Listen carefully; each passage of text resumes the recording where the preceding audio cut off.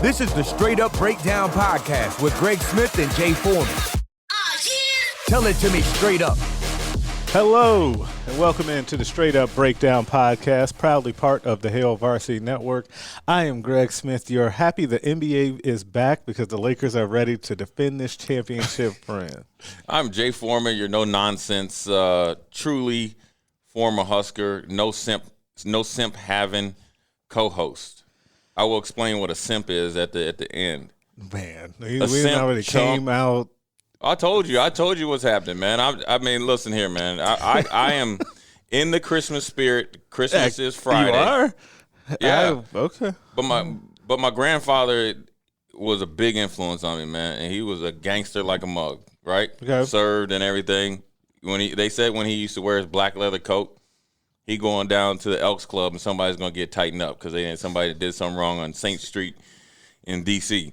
So he always said, man, listen here, you give everybody enough rope until they push that last button, and then once they push that last button, then you gotta let them hands go. So that's just where we at. So that's where you're going to verbally let those hands go on somebody when you put them on blast later on today. But if I saw him, though, I'm just telling you, this is how – if you've known me since I was 18, I'm not big into talking. I'll negotiate with you. We just negotiated. Okay. I'll take the L just because I'm a big Adrian fan, and Sasha probably sided with you. I won't give me the thumbs up, Sasha. Sasha gave you the thumbs up. She said no. She said Sasha's feeling me, but I'll give you the victory. You know what I'm saying? Because we wrapped the whole way up there, and you probably won most of the banter up there. But at the end of the day, once you kind of cross the line and stuff, dude, I mean, I'm done talking. At 44 years old, I'm done talking. Okay. We definitely gonna get to that. And we're gonna talk about the Huskers. We started off with something real happy though that you glossed over. The Lakers are back this week. This week it's starting back. Hey, and the good thing here's the thing about the Lakers though. They won an NBA championship. This is the funny thing about it, and this is obviously because of COVID. They won an NBA championship, kind of like under the radar because they didn't have a big parade and all that, and they're not going to be weird, fans. Yeah. But then they just secretly, on the down low, like upgraded their roster 10 times better than a roster that was essentially LeBron and AD and whoever decided to play basketball. Yeah, whichever guy decided to have a good night that night. The only problem I have with Rob Pelinka is, why didn't you get rid of Kyle Kuzma? I mean, look, I like Kyle Kuzma. Do you? Because I don't. I did. Here's what Kyle Kuzma was, though. Here's the funny thing. Where we talking about Adrian in correlation. Kyle Kuzma as a rookie is what you wanted. When he came out, he was from Utah, felt like he's disrespected. Had that underdog mentality. No tattoos. Hadn't colored his hair 4 different times. Yeah. And you know what really did him in, though, when he started dating one of the Kardashians. That's really – I was going to say, which one? I remember that. Like that's one, the death sentence of any athlete, right?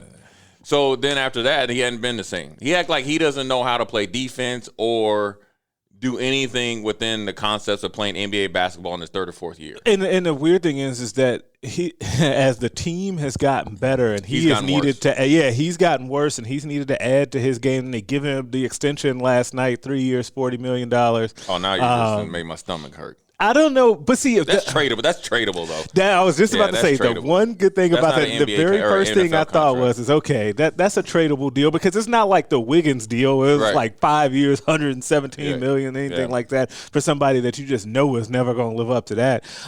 40 over 3, which is a lot of money, but at the same time, for him, NBA that's a tradable contract, definitely.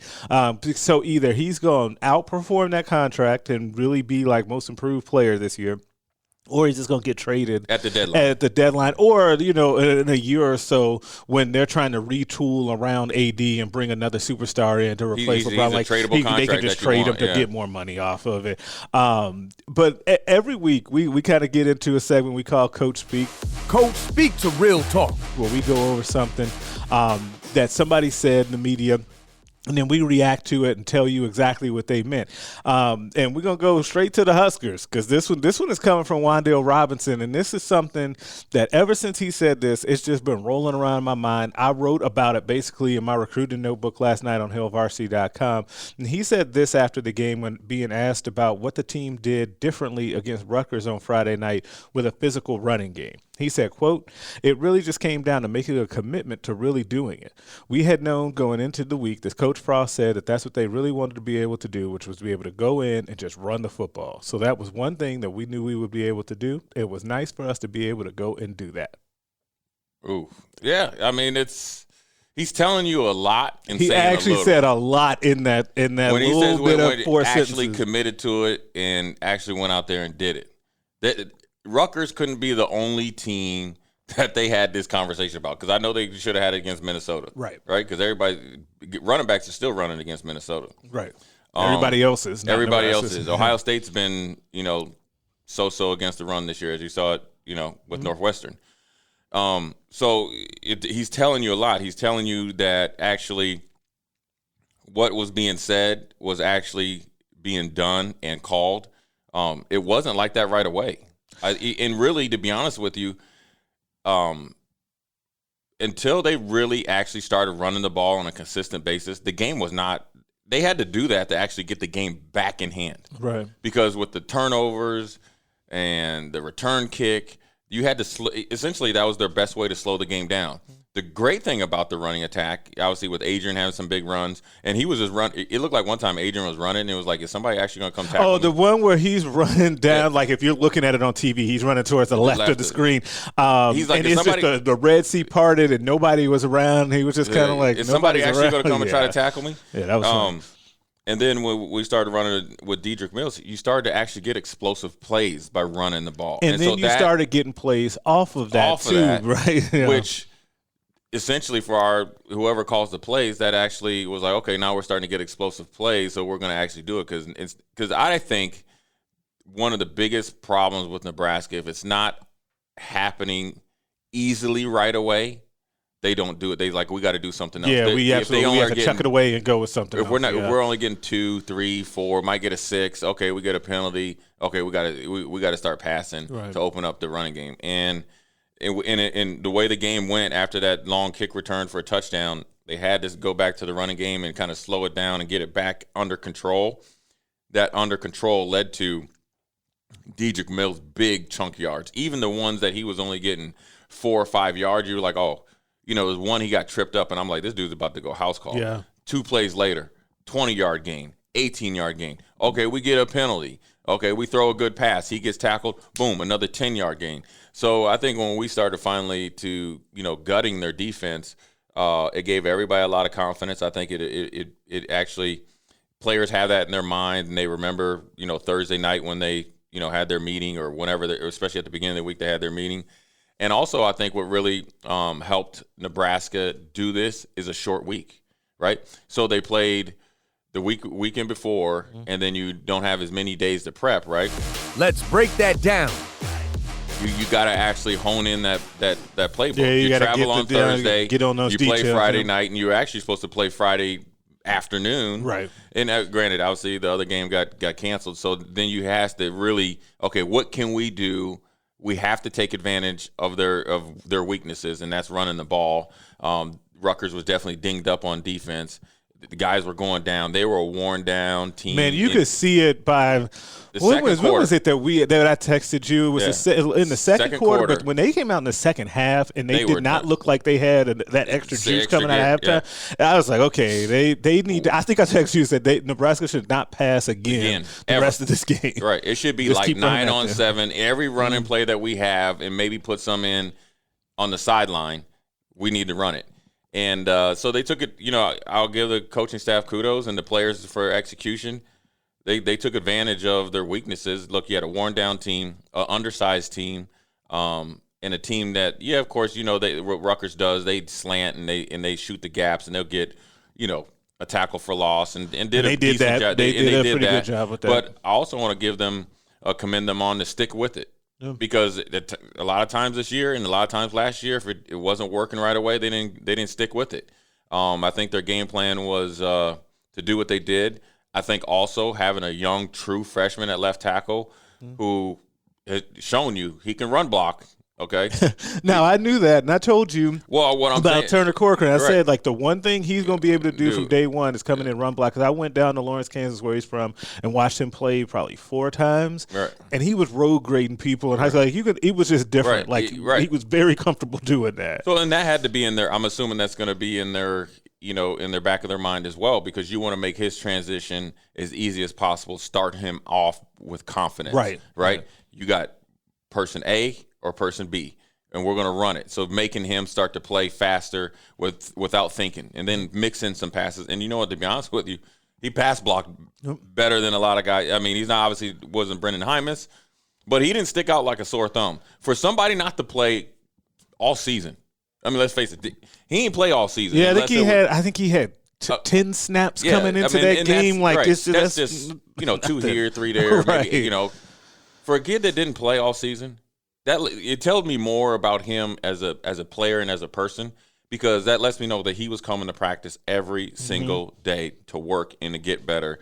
And then when he has his opportunity as an 18-year-old, this last year, he's in high school, right, playing against guys that he's 9 out of 10 he's times just so much bigger, right. Stronger, better athlete, and he's coming out here. And granted, yes, it's against Rutgers, but you're playing against Big Ten talent, right? Okay, and a pretty good defensive line, and they led the Big Ten in tackles for losses. Yep. And they were pretty far up there on turnovers too. And they got it against us, and they're an active front, so that's a harder front to deal with.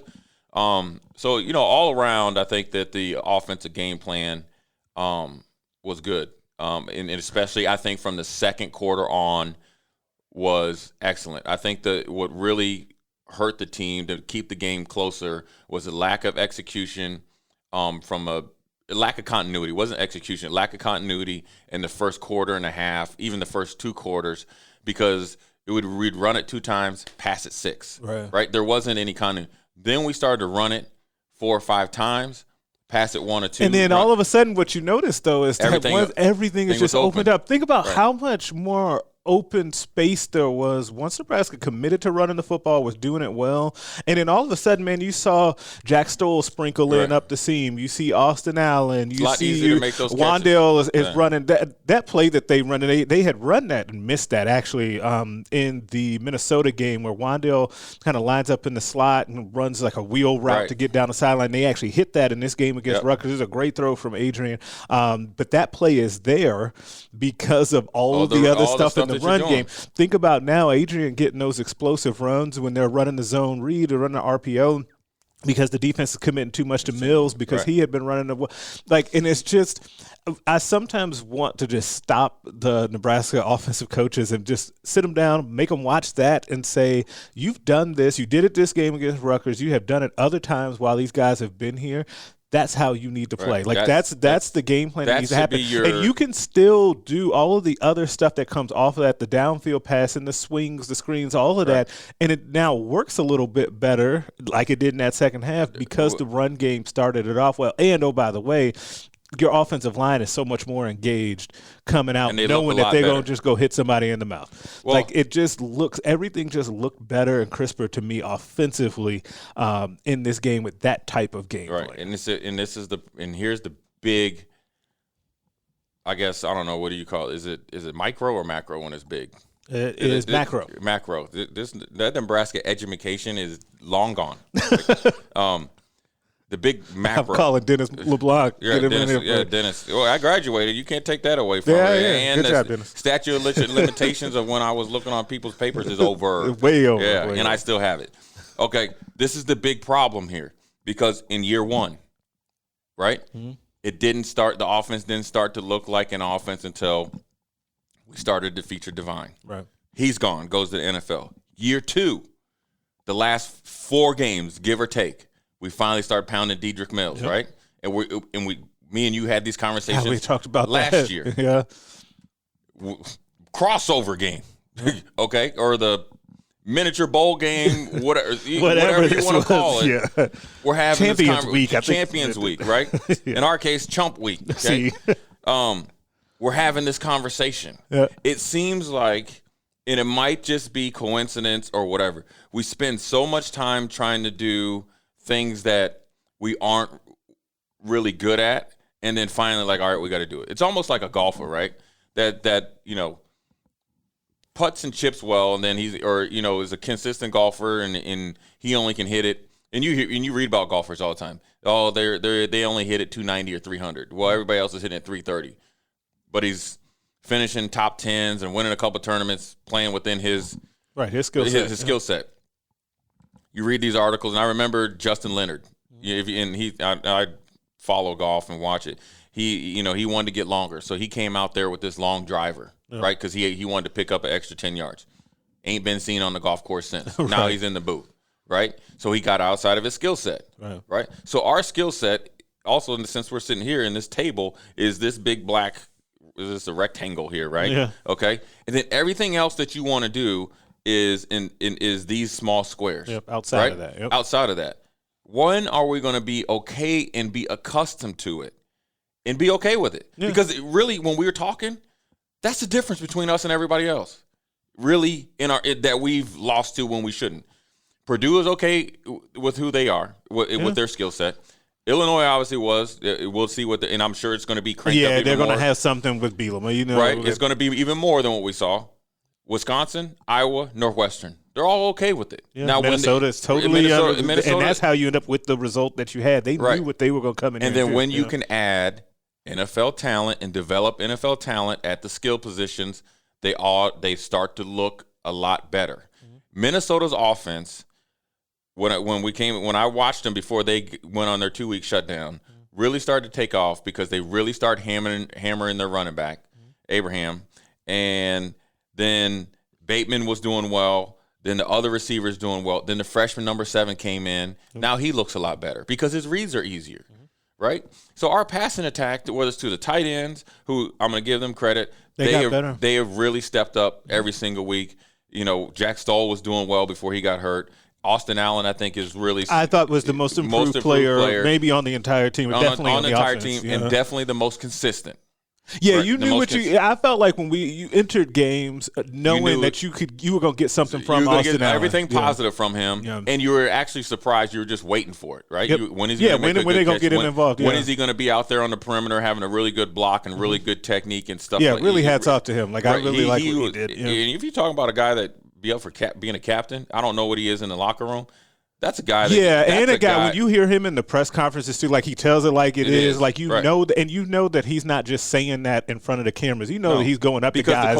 Because Lubick already told you he's done it in practice. When a coach is saying everything that he's doing on Saturdays or Fridays or whatever is what we see every week, that's a guy that you want leading your team. Yeah. Because when he talks, he's like E.F. Hutton, right, or whatever, right? You're listening. So. Until Nebraska really comes into terms with who we are and how we have to be within this office in the Big Ten, we're going. I always say that we're like punching ourselves in the face and waiting for a knockout blow. But the thing is they have the ingredients. This is what can be so frustrating about this when we talk about like them adjusting to the Big Ten. And I know that they don't want. I don't want to say that they don't want to. That might be too strong. They are hesitant. They and Scott. They are fighting it. They're fighting, making the final adjustment, I think, to what has to happen with this offense. And it goes all the way back to that very first press conference when somebody asked him, and he said, we hope that the Big Ten has to adjust to our offense, right? And it goes back to some of that pride that you have, but that pride needs to be put to the side when you're not winning games and your offense is sputtering because you're not making the adjustment. We have enough evidence now to know that if Nebraska is more power spread versus UCF spread, that they are a better offense, right? Like I feel like we have enough evidence of that. And you play a little bit more to what's happened with your natural recruiting strength because they've done a good job of bringing in offensive linemen. Because if you look, we started off talking about Turner Corcoran, who was actually the highest rated tackle that Nebraska has ever signed in the internet era, okay, who was actually higher rated as a high schooler than Wan'Dale Robinson, to give you perspective of how highly thought of a recruit when they beat out Oklahoma and Ohio State for him.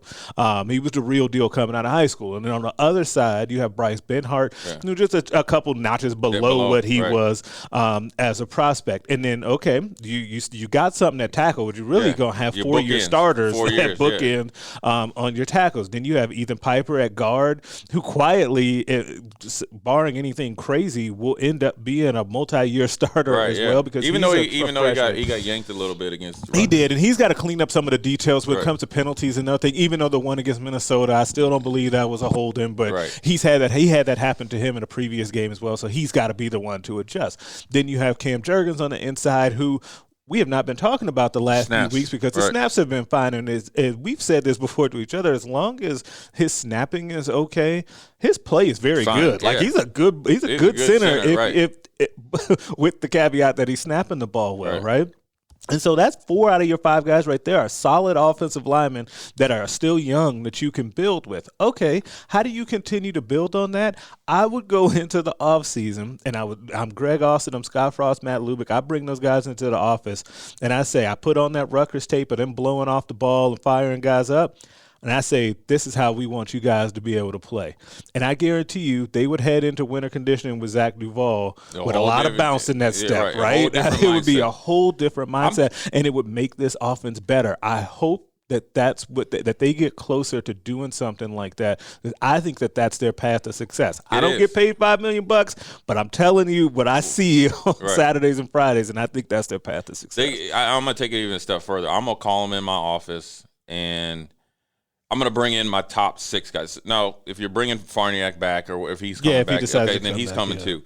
But I'm bringing them 4 in, then maybe Hickson, and then they got some young guys too. Yeah, and then they have a whole bunch of young dudes. But I'm talking about the guys that have played. Okay. Right? Okay, and them 4 are going to be playing or starting. Yeah, those are starters. Those 4, Corcoran, Benhart, Piper, and Jurgens are 4 of your 5 starters. They're coming in this room, and I'm going to say, listen here. This is how I expect. This is what we're doing. We are going to sink or swim with you guys. Yeah. Okay? So you guys need to start to develop the mentality that you guys are the baddest dudes on the block, and whoever comes in there with you, they better be along with you. Right. And that's how the pipeline was. Mm-hmm. And that's how they were built. And the next year when Aaron Taylor, moved in for Joe Wilkes and X, Y, and Z, it didn't stop. Right. So the young guys are coming in and watching these guys go through it, and they're inspiring it to them. So if they're, got to miss a game or two, the young guys stepping in and going from there.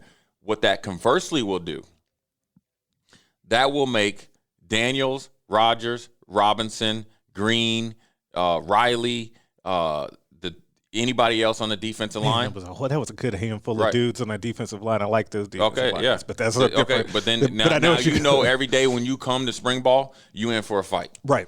And you better come with it. Right. And that's how you build a team. Right. The team is only going to go as far as your offense and defensive line play and have depth. That's it. You can have. Now, granted, we're going to get into the skill positions, okay, or one skill position or 2, but that offense and defensive line have to take ownership. Adrian needs to continue to play better, and he needs to be pushed, and he actually needs to be coached consistently. But he also needs to be able to trust in those offensive linemen, which will, again, another benefit of this would be that he would be able to have more faith in those guys. And you heard him say it after the game on Friday, right? Is that I thought it was a really nice move, and it was another good, Adrian, podium moment where he was able to – he said the right thing. It sounds like the captain that you want him to be and all of that, and he's done that all year, where the very first thing he did about the offensive success on Friday was give credit to that offensive line. Sure. And that was, and I thought that he looked very comfortable out there with them versus when you've seen other times this season where he gets the ball back there and it's happy feet right away because he doesn't trust that the pocket's going to be there. And it starts with the snap and everything like that. So, it's look, like you said, the frustrating part is they have it's there. They don't have to make these sweeping changes to be able to do this. We don't got to change they don't have to go recruit different guys to be able to do it. That's why I was saying I don't want to hear anything about talent. Of course, we need more talent. Everybody wants more talent. And really, to be honest with you, we don't need more talent. We got to make sure we keep the talent that we recruit, and we got to develop them. Right.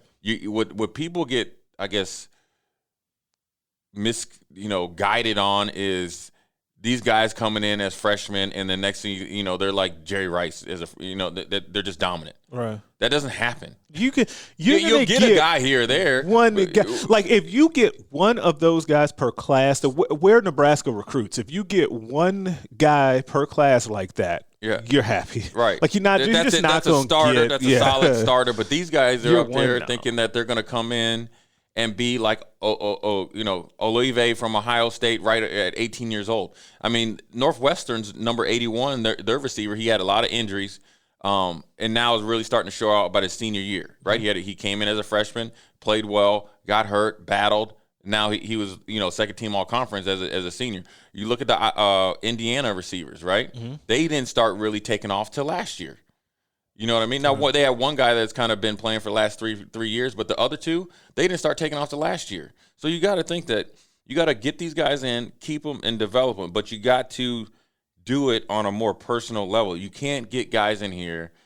And look, I know for every 5 guys you recruit, there's going to be 1 or 2 knuckleheads. So the 3 that aren't knuckleheads, you got to make sure you get the most out of them. You can't get guys here and within 12 to 16 or 18 months and be like, all right, this dude can't play. You just recruited this dude for right. There was a reason why you recruited him. We've got to figure out how to utilize those skills on the field.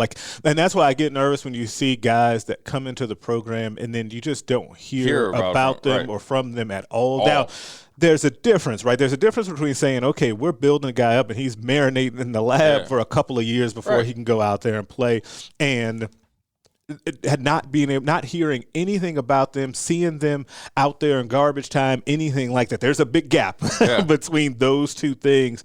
And there's a little bit too much of the side with Nebraska right now where guys get pushed to the side, and it can't always be, well, okay, this next group of recruits is going to come in and that's going to be the thing that changes it, because at some point you have to be able to get the most out of guys that you recruited. We're not even talking about guys that were just here for you. Right. On guys that you picked, right? Like those guys can't always just be pushed to the side. And let's be honest, we're not getting guys on a consistent basis that are ready-made. Those guys are going to Clemson, Alabama, Ohio State, Georgia. Right, it's the same handful of teams that they're taking the top-end guys here. So we got to start making the most out of what we're doing, and it doesn't mean that these guys can't eventually be the type of players that are at those other schools. We got to put more time and energy into them. And then also we got to define roles for everybody on the team. And this is really what the biggest thing for this team. If there's one thing that if I sat down with the powers that be and they were like, hey, what do you think we need to improve on? I would say roster management. Roster management just isn't saying, I got 4 running backs. Okay, that's roster management. I got 7 receivers, 5 tight ends, 12 offensive linemen, 3 quarterbacks, and then I'm going to recruit 1 every year. That's not it. Roster management is having us 3 in this room, and you got Wandell over here at receiver. Sasha is Wandell. Sasha's our Wandell. She's our, came in as a star. Came in as a star. Me and you, okay, if I'm Hickman, I got to make a decide. How can I use your skill set? Can I get you some jump balls because you're pretty athletic, and he's 6'4", 6'5". Right, because we know you're most likely not going to be a vertical threat. Right. Okay, we got 3 tight ends coming in, 2 established tight ends coming in. Tight ends are going to be hard for you to do. Do we got to switch position for you? Could you develop into an outside linebacker in a year or 2? Do you have that mentality and it's something that you're open to? But if you only want to play receiver or kind of a red zone hybrid, receiver, then you know what? You're going to be doing a lot of stock blocking, which I call it like one-on-one blocking over there so we can run our swing passes, X, Y, and Z. And then you got the Houstons and you got the Nances that you guys are straight line guys. We got to get something out of you too. That's where the roster management really, really happens. And it doesn't mean that every single kid that you're talking to is going to be Wandell Robinson. They can be – it shouldn't be, and by that, it shouldn't be boom or bust. Right. It cannot be if we don't hear from you right away your freshman year that, oh my God, that guy just must not be any good at all. Like, it can't be that. Right. Like there's a gap that needs to be closed. For it. And as you're in, and it has, and this is what I'm saying, it's roster management. As you're playing during the season, you got to have scrimmages or whatever for these guys to improve. Because if you come into like when you start the season, you should be in the best shape that you're in, right? Then as you go along, your football skills should start to take off, right? Because when you come in, it's the muscles, it's you're physically in the best shape, you're running, but now you're playing football, right? My back pedal should be that much better because I'm doing it. 4 or 5 days a week, and then I'm playing, right? So just think if you come in to training camp, you go through 2 days, and then the season starts, and then you don't do any of that. Right. Any of that. So essentially, you're starting over new every single year. You're not. That's how you're not developing. Right. When we and I know the rules are a little different, but I know that you can take 10 minutes after practice of 1 day a week and get after it, right? For the young guys. And when I was a freshman, a redshirt freshman, we'd go through the whole week of practice. Wednesdays, it was 20 plays where we were running our defense against our offense, against anybody that really wasn't playing. Right. So it could be Houston, right, or it could be a Nance, right, that's not going to play, but you're out there going against the Pola Gates, or you're going against the Wrights. That way you keep those guys as sharp as you can to give them game-like situations. Because, by the way, there was some of those guys are going to be needed out of necessity if you have injuries by chance or something like that. Right. And here's the thing. Now, we went 20 plays live, but then we also went 5 to 10 minutes group work and going through skill development as well. So that's 30 minutes. Right.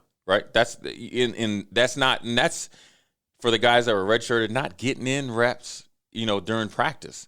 These are guys that should be getting some reps, first or second team reps. Now, I know that they're the way they do practice is different because we had stations everywhere. Right. We had 4 stations on offense, 4 stations on defense. So you were getting reps, right? Mm-hmm. But if they're not doing that now, you got to find ways to get these guys and develop them, because eventually you could, 2 things can happen. 1, you could have departures in your roster. 2, you can miss out on somebody that actually could give you and develop into something now really, you've really got good. more opportunity as a coach to see them do stuff. Like, oh man, Greg Smith, man, you know what? Since the start of the season, he's starting to, get off the line a little bit better. Let's see how he does. Let's get him a couple reps next week. Okay, he did all right in practice. All right, you know what? Let's throw him in there at the end of the game. Let's throw him in there in a controlled environment. Hey, Greg, these are the 5 plays I need you to know in and out against these coverages, against this defense, X, Y, and Z.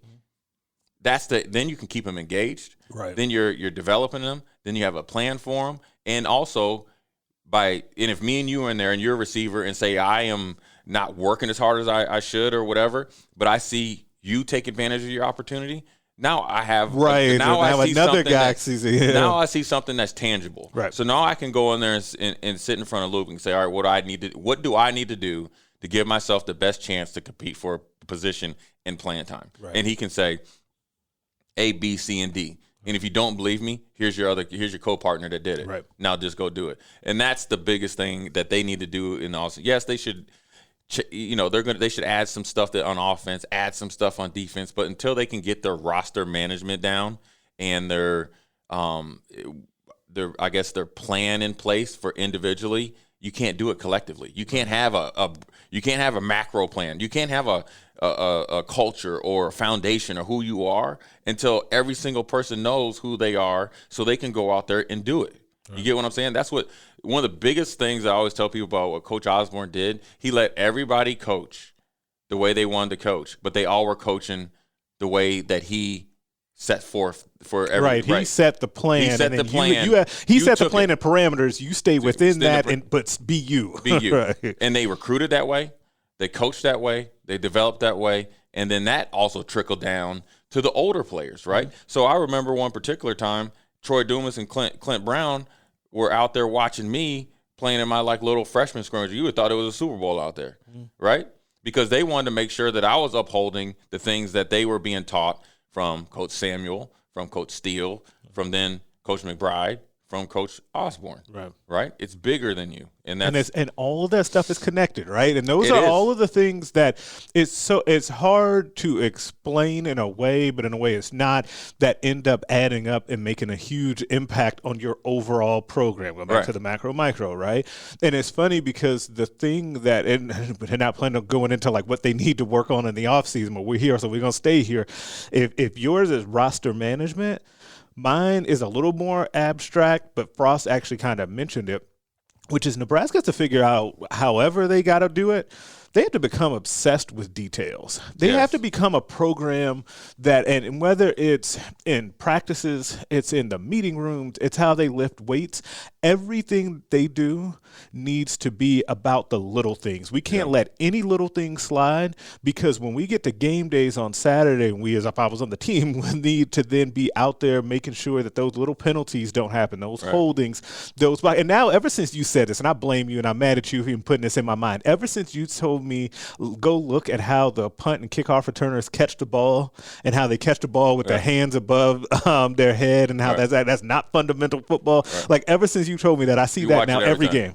I see it every game. And that to me is one of those just little things. Now, has that resulted, except for the Cam Taylor-Britt time, has that resulted in anything horrible happening? Not necessarily, but it's still a detail, right? It's still something that just needs to be cleaned up. And I think that is something that Nebraska has got to figure out, is that everything that they do needs to be about the little things, about what's happening, because that to me is also, if you talk about like they're quote unquote close, if you just want to really boil it down, like how to figure out and close that gap just really simply is to stop doing the little stupid stuff that they've been doing. And how you do that, it starts in the off season. Then they becoming obsessed with the details. It's just a huge thing. Yeah, we're going to still continue the basis of what we're going to do in our weight room and stuff like that.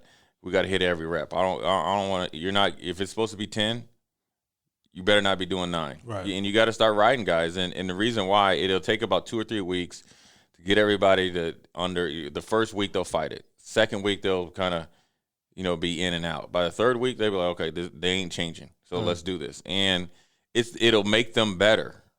It really will. Footwork will be huge. When you see it a lot with the offensive line. There was a picture tweeted out, I think it was when Nebraska played Tennessee in the Fiesta Bowl, when they had Dominic Riola, Tony Finoti, and Willie Miller. I think Willie Miller was a fullback, and he tweeted it or Instagrammed it out. As these guys were running their play and they were pulling, all of them looked the same. Left because they were one was going to kick out a block. Dominic was pulling up around. Willie was leading on a lead play, right? But when they were going into contact, all their footwork, their leverage, left foot, left shoulder was all the same. And that's the attention to details, because they probably went through it. If you watch Alabama play offensive line, right? The reason why they look so good in college, and a lot of their offensive linemen it doesn't really translate to the pros. One, because I think they're really, really run heavy, and then I think they just got a bunch of big maulers, right? Like Chance Womack was unstoppable in college. Yes. But in the pro, I don't even know if he's still playing. Yeah, no.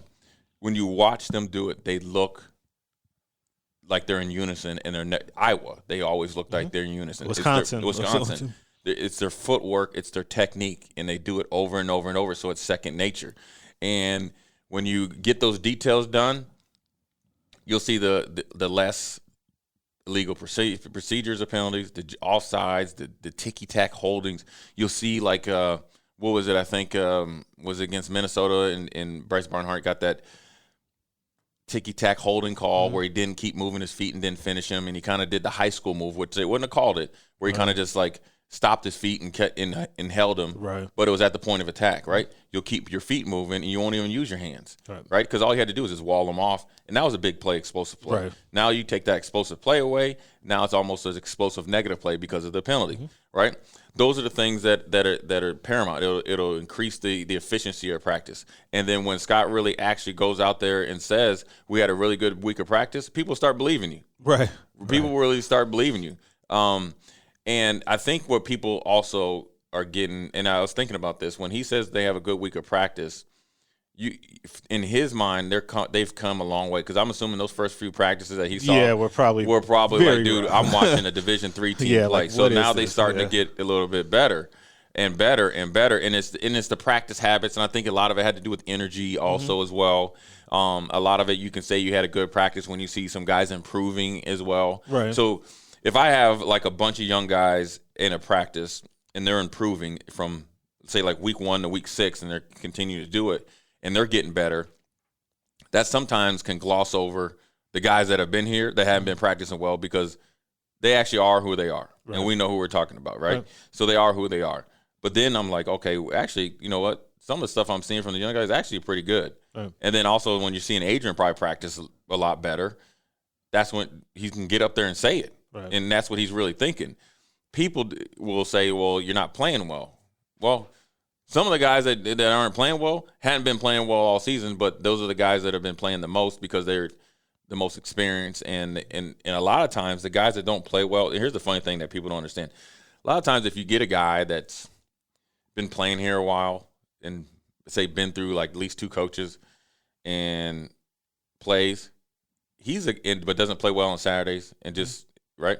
What he's able to do, this is what people don't understand. He's able to, and I hate to say fake it, but he's able to go to practice, to get through practice, to know how to practice well enough to put you out there on Saturday. Right, just to and then he might show you a week or two when you maybe jump his butt that I'm actually do extra in practice. Okay, right. The light's coming on. Yep. But then when Saturday comes and you're going against guys that bite back, it's the same thing. That's the one thing that I know Nebraska's missing because some of these guys are way too comfortable with being average. Right. And that's the average mentality. I always try to tell people, go to practice to get better and not get through practice. Because if you're going to practice to get better, because it changes every week.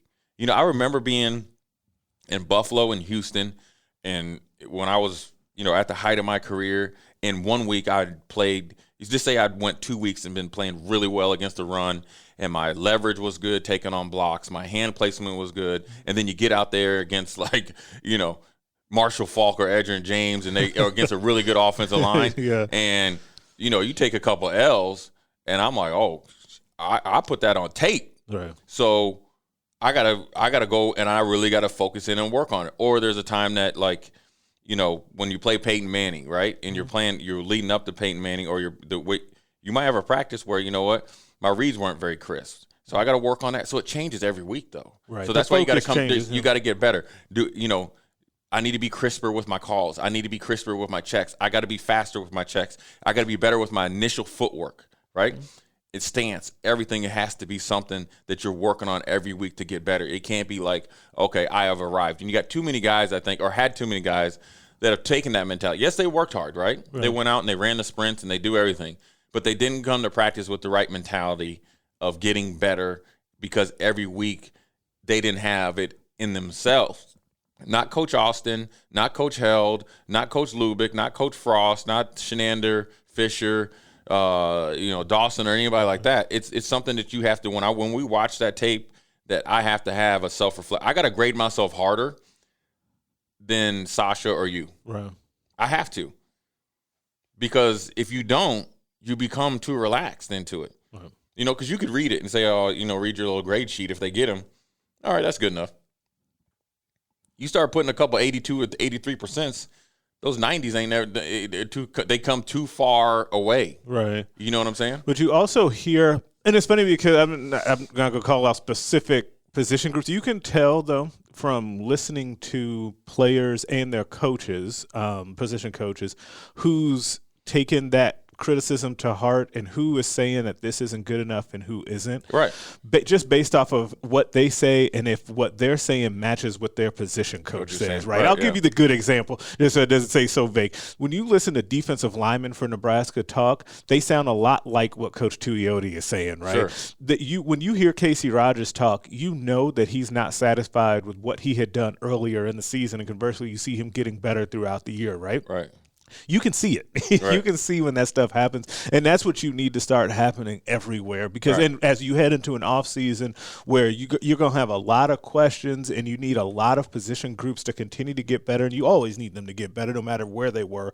But definitely with where their record was, you need people taking that self-reflection and ownership to say, okay, we've seen in certain spots a semblance of success, and maybe to stick with your analogy, like I was an 81, I graded out, but I was at 81 and we didn't play nearly as well as we needed. So how do I get from an 81 to a 90 or 90. Even not even that huge jump? If I get to 86, how do I get 5 percentage points better? It goes back to what I was saying, where you have to start with honing in on those details and being obsessed with that, and that's how you start to make those incremental changes, and then it starts to trickle down, because then and you see it a little bit too. If I'm Casey Rogers, if Casey Rogers is making improvements from the time that he got here, if I'm Ty Robinson, I can look at Casey and say, oh, that's how you have to work, and that's how you actually get better, and that's how it happens for a guy.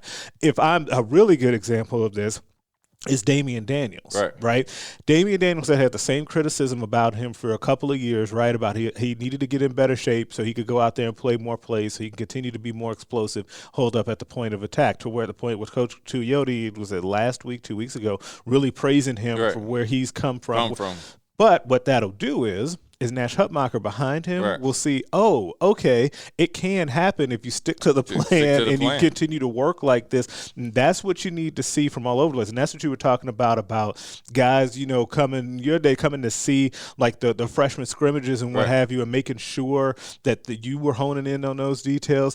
It's just all passed down and trickled down, and that's how that stuff works. And that's how you build a team. And that's how you reload and not rebuild. Right. Then you can project, oh, Jay graduated. Oh, here comes Greg. Right. You know what I'm saying? Greg played some, and he's showing some flashes. We expect him to step up. And I learned it from you to then come through. Yeah. Right. And I always say, look, it's just in leadership and coaching.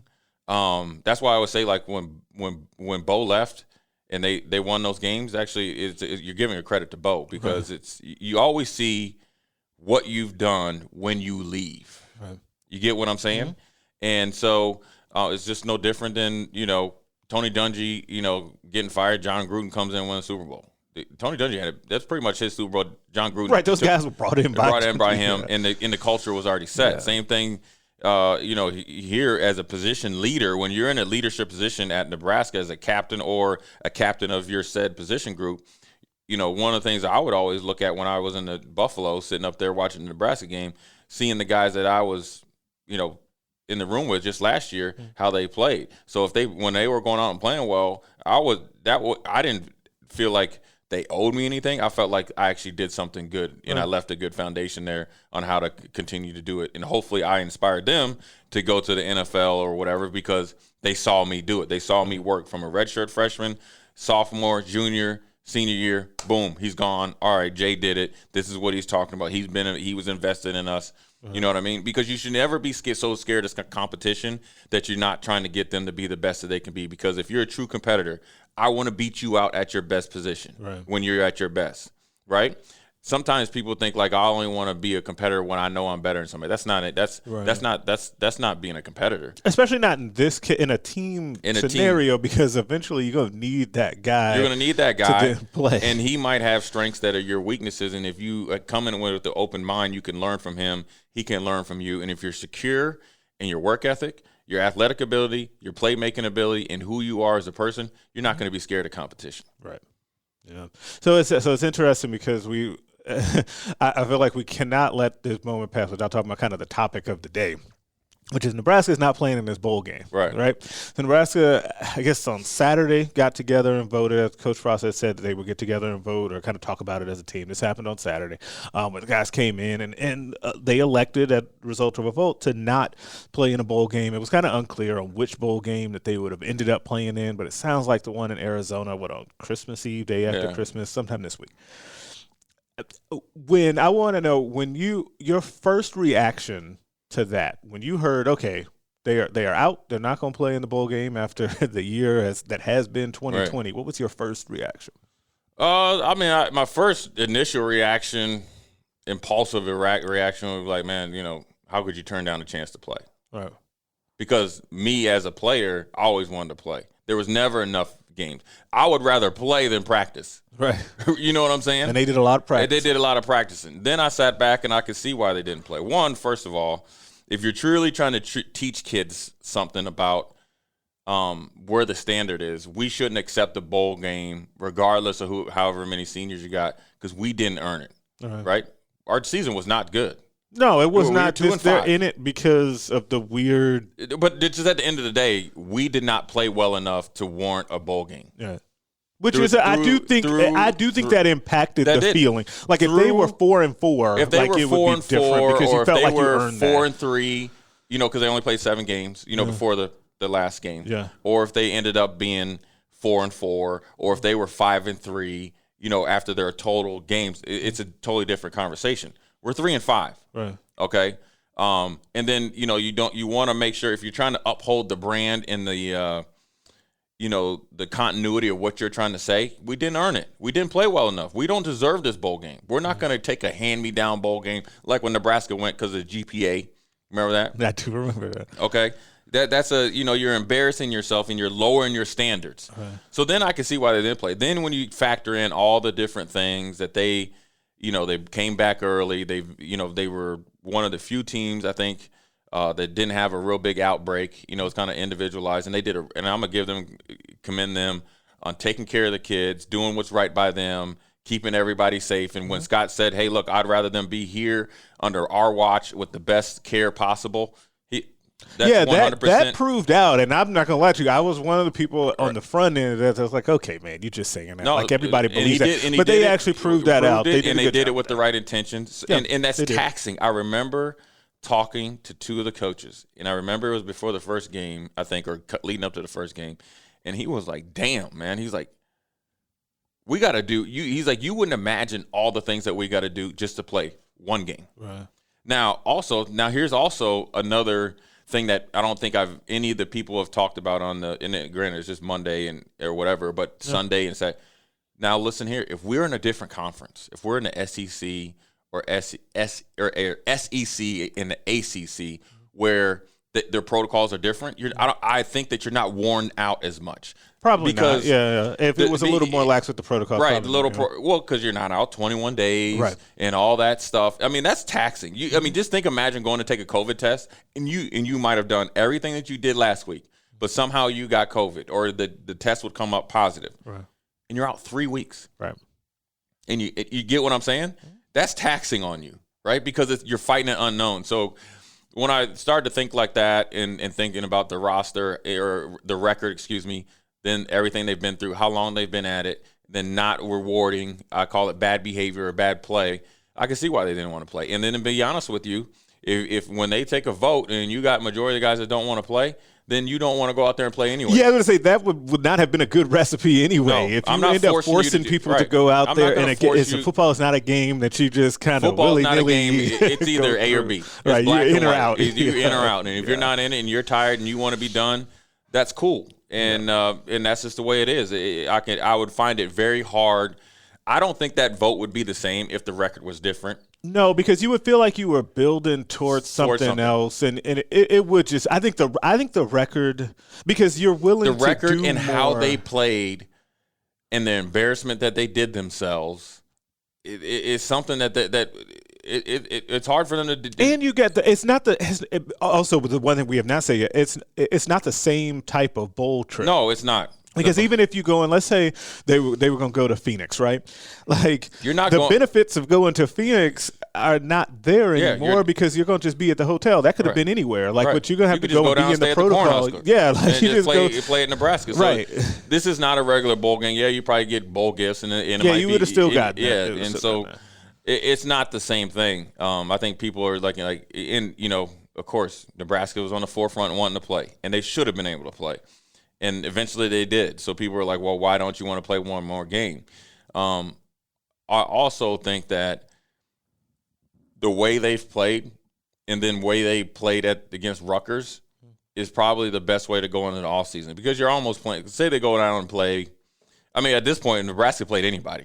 Like Tulane, they can play anybody at this point. Army, and they go out there and lay an egg.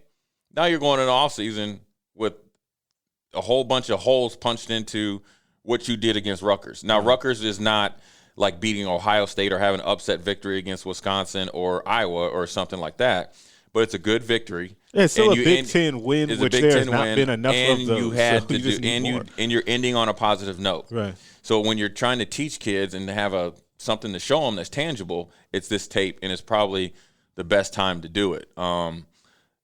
But I will say, me as a competitor, it would be hard for me to sit in that room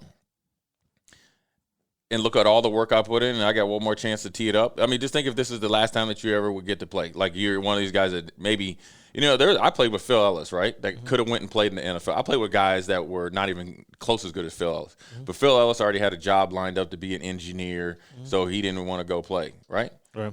Just imagine if you're like him, but he would probably want to play one more game. Right. Now, granted, we won a national championship his senior year, right. But just say we didn't, and you want to play one more time. I know people I know it's hard to get up for games sometimes when you kind of been let down. I know you asked me about the Virginia Tech game. It was a little bit hard because of the letdown. It was, but that was a different situation too, though, because you were building towards a national championship again, and then we laid an egg, and then you've got to go play a game against Virginia Tech in '96 that you would have. Then you're just like, okay, but then the competitor had to come out and say, look, dude, and it started at halftime. Look, we got to wake up, right? Because we can't go out here and double embarrass ourselves. We have to have pride about it. So we ended up pulling the game out. But it was a hard game to get up for. I don't think the situations are the same, but I also can see why. I can see more reasons why they didn't play versus why they did. I would have just liked to play.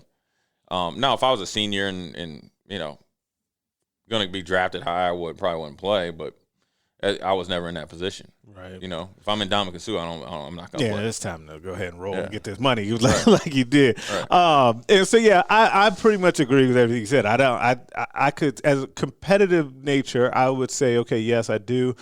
But it is easier for me to sit here as Greg, the recruiting analyst podcaster, to say that versus Greg, the person. If I wonder, and I do wonder about this in a way, if you would take some of these fans that are out here calling them soft and all of this stuff and make them go through the protocols for 1 week. I want them to do what the team did for 1 week and then come back out the other side and say, okay, well, if you did that for 4 or 5 months, with all the stuff swirling around with the season and not knowing if you were going to be, not knowing if you were going to play, you see other games being canceled, this and that, and you're going to do that for 5 months and then see if after all of that and a disappointing season that you would then want to go play in the Mayonnaise Bowl against Boise State. Like it just, that would have been really tough. Right. So I do get it. I get it. Now, every week we end on my favorite segment where we put them on blast, where we put somebody on blast or something they did or said. Put them on blast. I'm very excited to hear yours, and I'm going to go first. All right. I'm going to put the people on blast, speaking of these bowl games, that are complaining about the group of 5 schools not getting a shot at New Year's 6 bowls and the college football playoffs. And I know it. I know that y'all going to be mad, and I know there's people that work with me at Hail Varsity that kind of get mad at me every time I say this. The group of 5 should not be allowed in the college football playoff. Cincinnati does not play the same level of football as, say, Ohio State, who did get in, or Indiana, who actually should have gotten into a New Year's 6 bowl, or insert Power 5 level school here. Yes, they had a very nice season playing against Cupcake U's, okay?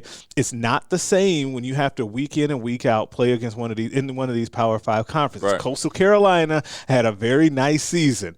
That doesn't mean that they should be out here playing for the playoff. Right. Like, sorry. Like, it's only 4 teams that get in. And you see all of these articles yesterday about, we should just rename it as the Power 5 Invitational. Okay, fine. Let the Group of 5 do whatever they want to do. Like, I just don't like, and maybe I feel like I am in the minority in a lot of ways on this, because I don't care about seeing, say, Cincinnati. I didn't like the whole Boise State thing against Oklahoma years back where they upset Oklahoma. Like, I could take that or leave it. Like, those moments to me aren't all that impactful. I would rather see the big brands play against each other. But I also don't mind if we end up getting Clemson versus Alabama part like 22 was what it's going to seem like in the national championship. I will watch that. I'll watch it again because I want to see good teams, big name teams. I want to see Saban beat Dabo again, like all of that stuff. Like, so that the underdog stuff doesn't appeal to me. So maybe that's part of it and where I'm coming from on this. But let the G5 have their own little thing. The Central Florida mascot can be like the mascot for the whole thing. They can complain about their fake national championship. I don't care about it. Just give me the Power 5 schools. Sorry. Right. I agree with you most, but you know what I don't want to see is Notre Dame go in there and get their head beat in. I don't want to see Oklahoma anymore. So if I had to choose between seeing those two chumps go in there and play against the real deals, because Notre Dame plays it almost like a It did. Like Notre Dame is always a weird situation because I saw a lot of people. Yeah, but see, I see a lot of people saying, "Well, Notre Dame shouldn't be penalized for what's happened to them in years past."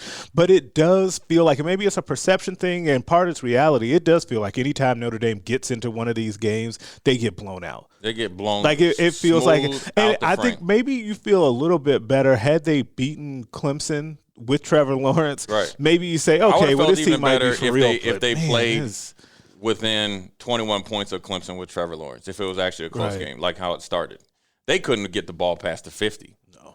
I mean, so I have watched Cincinnati this year. My uncle went to Cincinnati, so he's a Cincinnati alum, and they actually are a pretty good team. So Cincinnati's like the outlier. They are built like a Big Ten team. Yeah, with big and physical team.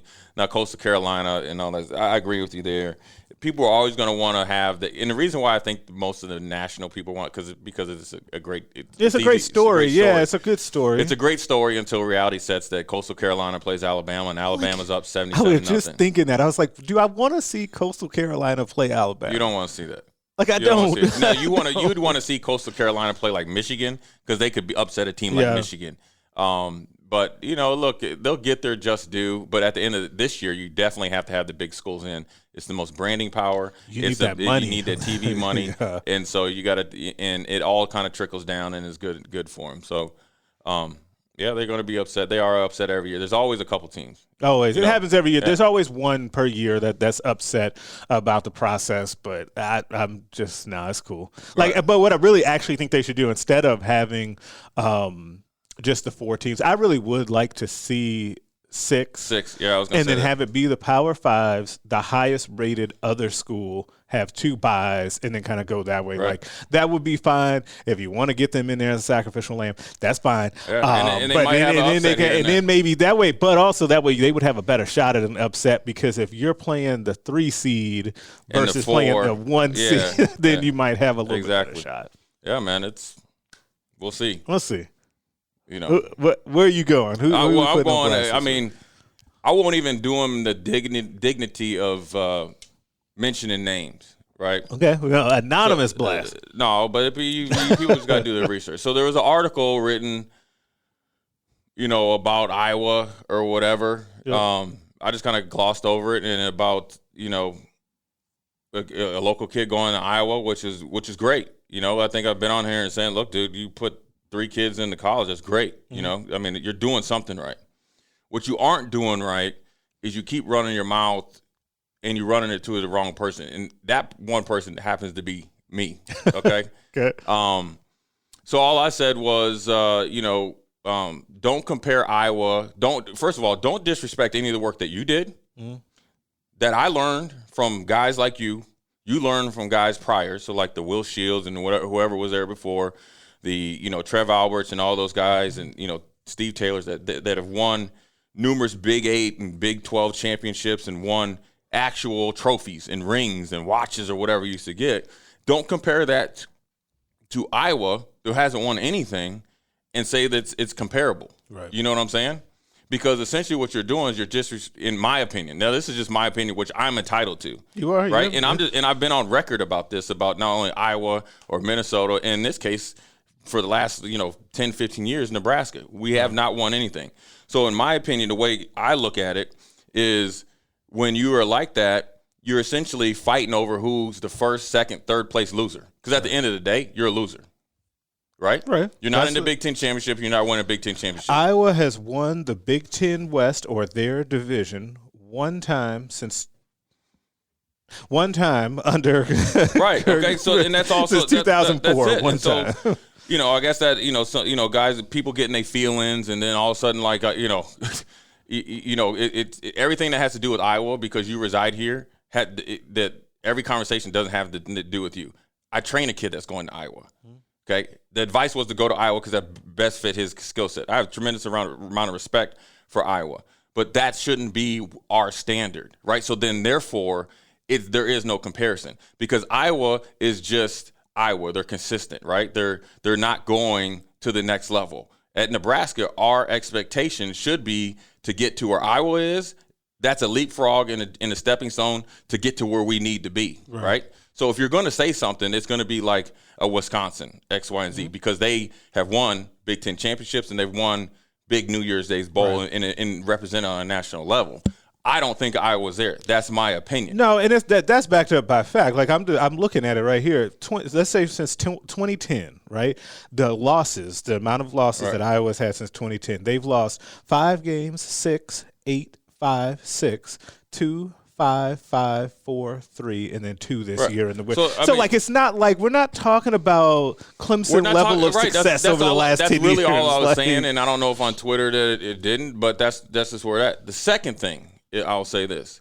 When the last time like we won as a championship, it was probably over 20-some years ago. I think it's 25, right? I don't know how long. It's at least 20, right? So 97, what was it, 23 years. Okay. So if your kid's 18 and he's regurgitating things about what we did, he couldn't. That's 5 years prior before he was even thought in the process. Right? So now you're up here running your mouth about a university at table talk or pillow talk or whatever you want to talk about. So now you're really telling on yourself, right? So by you opening your mouth, you're setting yourself up to be, put on blast, and then you're bringing people in here like, nobody has a personal like vendetta about it. This has nothing to do with your kid. This has to do with the University of Iowa. Right. You know what I'm saying? Because Iowa shouldn't be what we compare ourselves to. Yes, we need to get there. You know what I'm saying?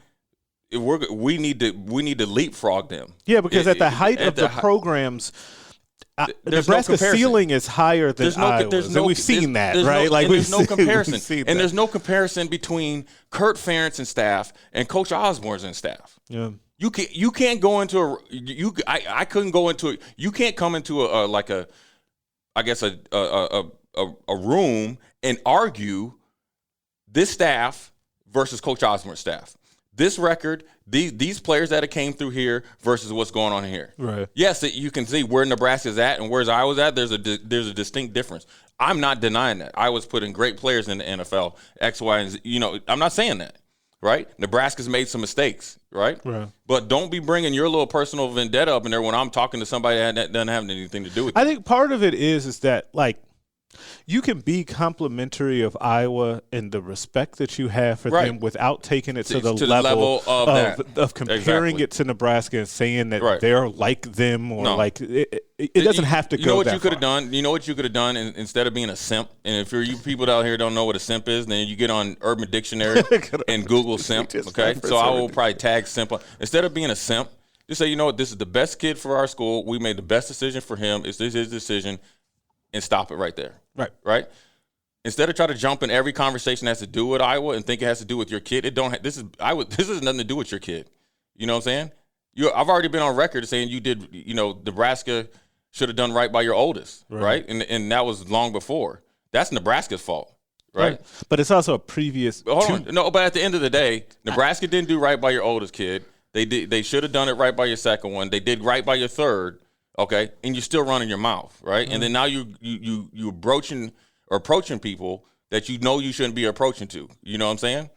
And getting in conversations without you shouldn't even be talking about. Because I'm not going to give Iowa the respect they don't deserve.